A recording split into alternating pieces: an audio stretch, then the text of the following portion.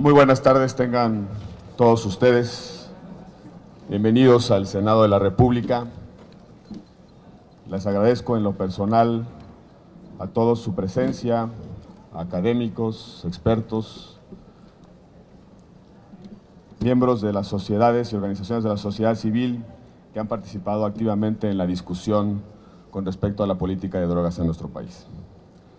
Estamos aquí reunidos porque la guerra global contra las drogas ha fracasado. De haber sido eficaz, el consumo se hubiera reducido a lo largo de prácticamente medio siglo. De haber sido exitosa, no habría organizaciones criminales con alto poder económico, capacidad de fuego y poder corruptor, ni regiones enteras de nuestro país azotadas por la violencia. De haber sido socialmente útil, simplemente no estaríamos frente a la necesidad de discutir y encontrar alternativas para enfrentar el problema de la oferta y sobre todo de la demanda de drogas. De ser constitucional, no habría precedentes judiciales que planteen otros caminos de regulación. De seguir siendo un consenso global estable, no estaríamos frente a un cambio inevitable en los paradigmas, tanto en Naciones Unidas como en muchos países, desde Uruguay hasta los Estados Unidos. Una guerra que inició del otro lado de la frontera, en Estados Unidos, ha costado la vida y la tranquilidad de miles de mexicanos. Una guerra que surgió por prejuicios y estigmas raciales, sigue siendo una pesada losa para los más vulnerables, sobre todo para los jóvenes.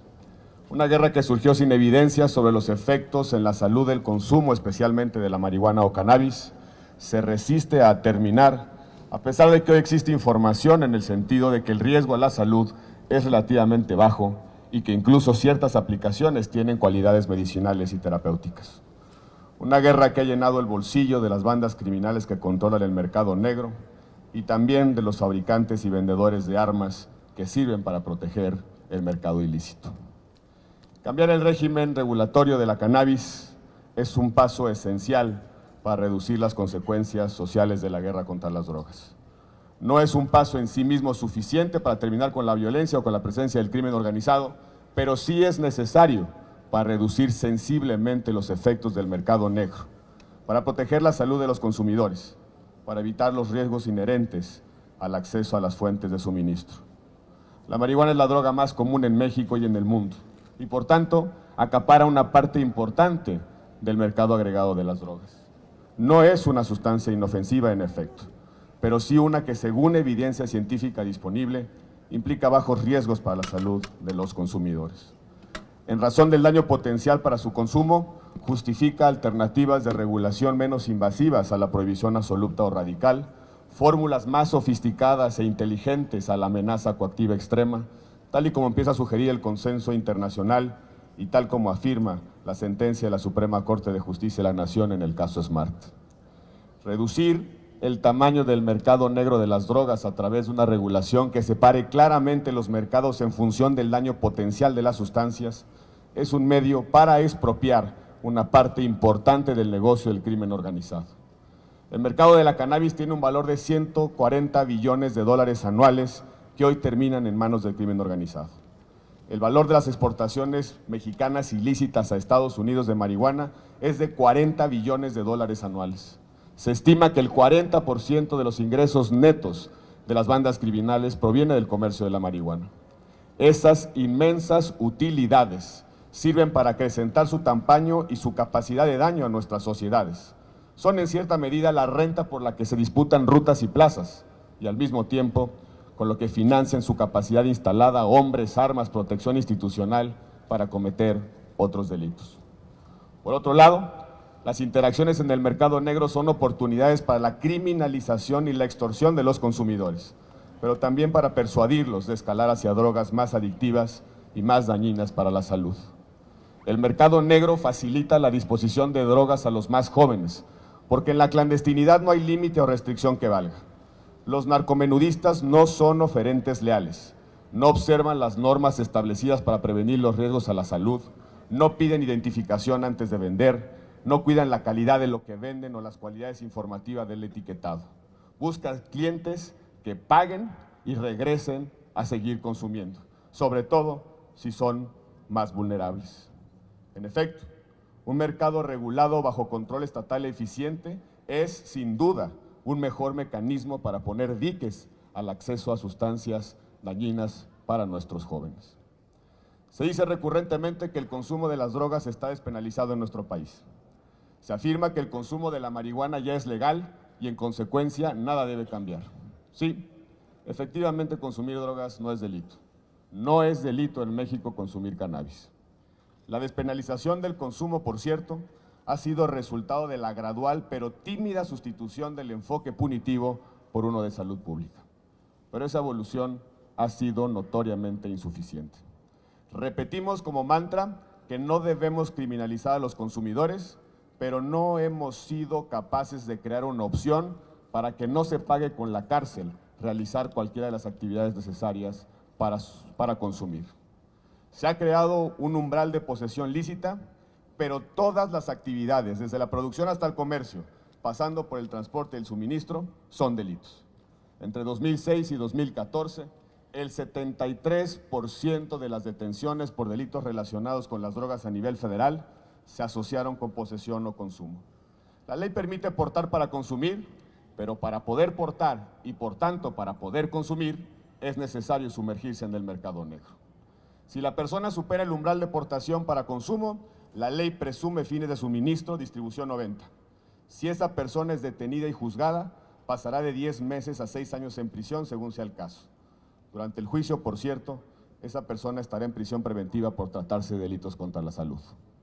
Y aun cuando una determinada persona se encuentre dentro del umbral de portación lícita para consumo, la ley ordena que sea detenida, se le remita al Ministerio Público, se inicie la averiguación previa. No se ejercerá la acción penal, pero ya habrá tenido que enfrentarse a múltiples oportunidades de extorsión por parte de las autoridades. Si son menores de edad, seguramente las extorsiones a ellos o a sus padres serán mayores.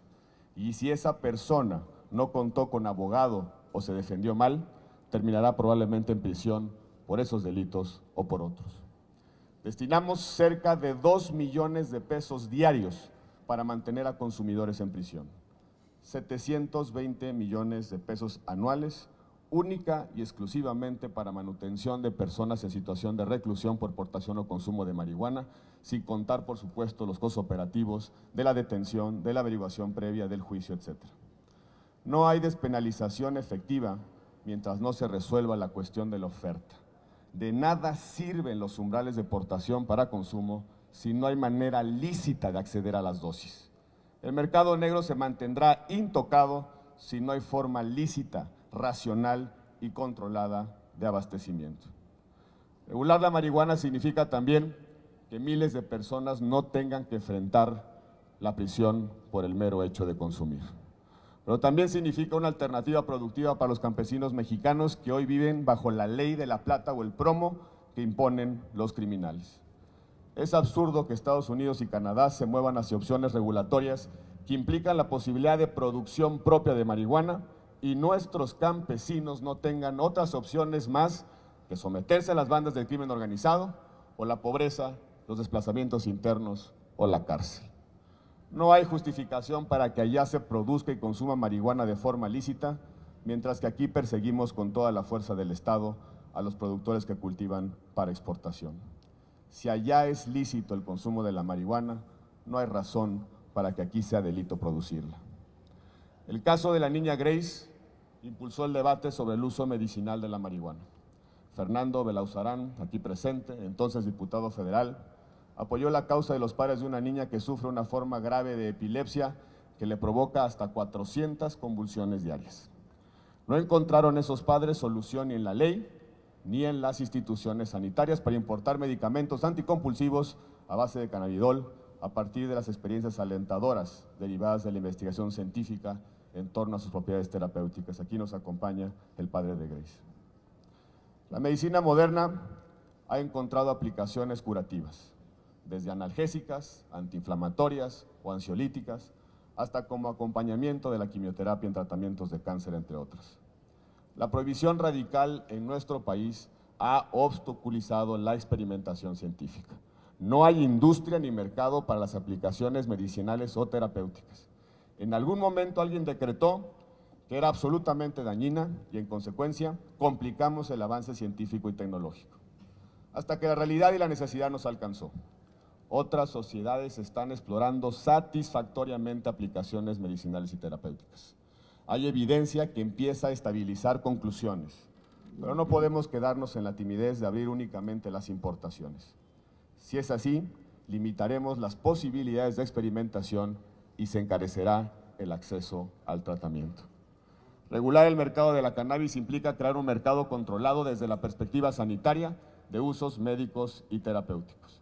Patentes mexicanas, productos médicos disponibles y de eficacia probada en el sector salud, alternativas para temperar el dolor y la enfermedad, paliativos para mejorar la calidad de vida de las personas. Esta iniciativa fue elaborada por un amplio y muy destacado grupo de investigadores, académicos y actores de la sociedad civil que han estudiado no solo los efectos de la guerra contra las drogas, sino también alternativas regulatorias más eficientes. Han puesto bajo la lupa los recientes cambios legales y de política pública en diversas partes del mundo.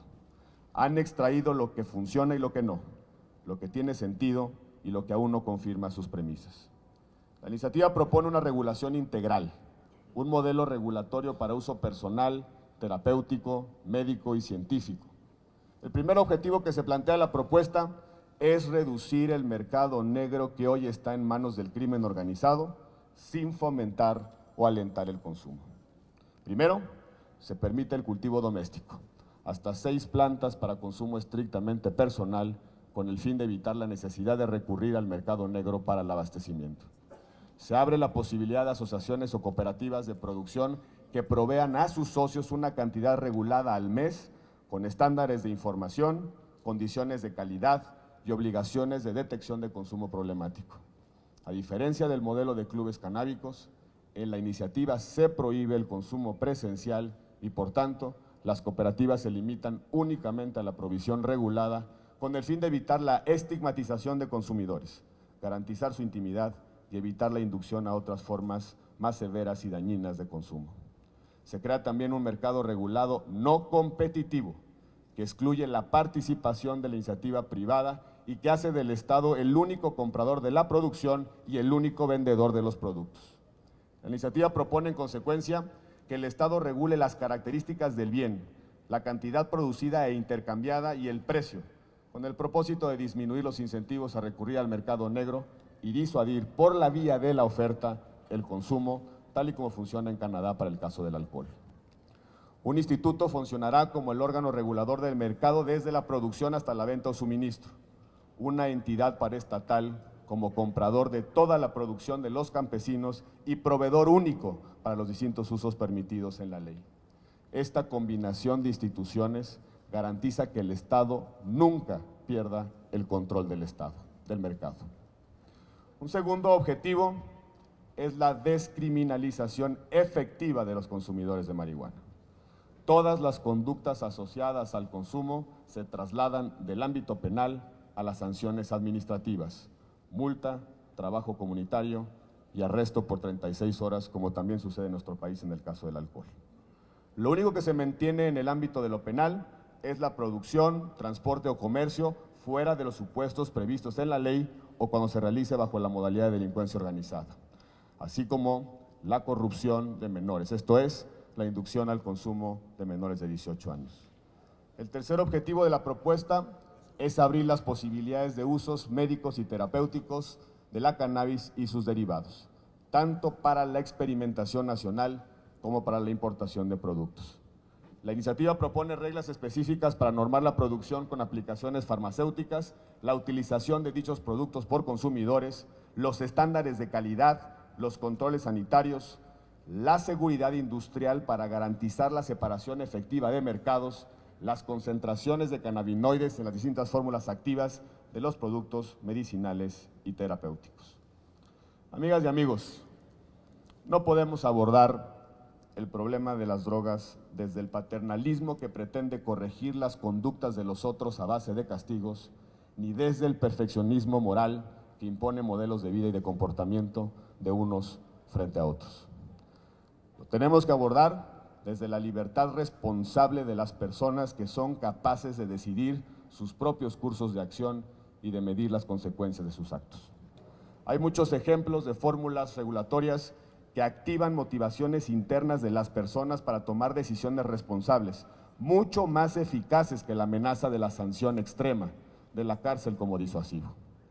Peor aún, cuando la ley es constantemente violentada, como sucede en el caso de las drogas, lo único que se debilita es la cultura de la legalidad, la percepción de eficacia de las instituciones para ordenar y controlar las conductas de las personas. Prácticamente toda persona en nuestro país sabe que comerciar y consumir drogas está prohibido, pero al mismo tiempo percibe que no pasa nada si se viola la ley. Ahí está una de las causas de la percepción mayor de impunidad en nuestro país. Podremos llenar todas las cárceles de consumidores, pero difícilmente vamos a erradicar el consumo. Porque mientras exista una persona dispuesta a consumir, habrá una persona dispuesta a proveerle desde el mercado negro. Es la ley de la oferta y la demanda que, como la ley de la gravedad, responde a dinámicas de causa y efecto. Construir una alternativa regulatoria para la marihuana no es sinónimo de una legalización indiscriminada de las drogas. Nadie plantea que el día de mañana, en cualquier expendio de periódicos o en cualquier tienda de la esquina, se pueda adquirir una cajetilla de marihuana de una u otra marca, con sabores o colores diferentes, con imágenes sugerentes para atraer a consumidores. Buscamos simplemente que el mercado negro sea más grande y abrasivo, que ningún consumidor pase sus días tras las rejas, que un enfermo se pueda beneficiar de un remedio médico terapéutico. Protejamos a nuestros jóvenes con prevención, información, regulaciones eficientes que los alejen de la inducción y los riesgos, activando sus motivaciones internas para decidir lo mejor para su vida, para su salud y para su desarrollo. Nunca he consumido, no tengo la intención de consumir una droga o marihuana, soy asmático, ni quiero que mis hijos se enfrenten nunca a la tentación de hacerlo. Pero la responsabilidad de informar a mis hijos es mía. El deber de evitar que caigan en cualquier adicción por imitación o desinformación también es mía. Y ese deber no lo puedo trasladar a otros, mucho menos al Estado. La política prohibicionista es, al final de cuentas, una forma de transferir el costo y la responsabilidad propia del consumo a los no consumidores. Bajo la lógica punitiva, los no consumidores pagamos los costos económicos y de convivencia que generan los consumidores. Con nuestros impuestos sostenemos un enorme aparato estatal para perseguirlos, policías, ministerios públicos, jueces, prisiones para evitar por la fuerza que no consuman. Riesgos, violencia, organizaciones criminales que gravitan en torno al mercado negro que se crea precisamente por el consumo prohibido. El sentido común indica que ese dinero estará mejor invertido en informar para alentar la responsabilidad individual y de crear alternativas para que una persona pueda voluntaria y libremente superar sus hábitos de consumo. Que ese dinero estará mejor invertido persiguiendo el robo, el secuestro, la extorsión, la trata de personas y un sinfín de etcéteras, antes que criminalizando a consumidores o poniéndoles barreras para hacer más difíciles, más caras y más riesgosas sus decisiones personales. Milito, y espero seguir militando después de este día, en un partido que aprecia la vida como principio y fin del orden social, pero también que abraza la libertad individual y el sentido de responsabilidad. Me resisto a que todo cambie a nuestro alrededor y nosotros sigamos empeñados en ponerlos muertos. Que el mundo gire poniendo en duda los paradigmas que pensamos inmutables y que nosotros sigamos aferrados a una receta que se ha cansado de mostrarse fallida. Debemos recoger las lecciones de los golpes de la dura realidad, lo que hemos sufrido por décadas en violencia, corrupción y zozobra. En estas decisiones nos jugamos como generación nuestro lugar en la historia. O nos atrevemos a cambiar o la realidad se encargará de cambiarnos. Aquí una pequeña contribución de muchos para cambiar con sentido de bien. Por su atención, muchísimas gracias.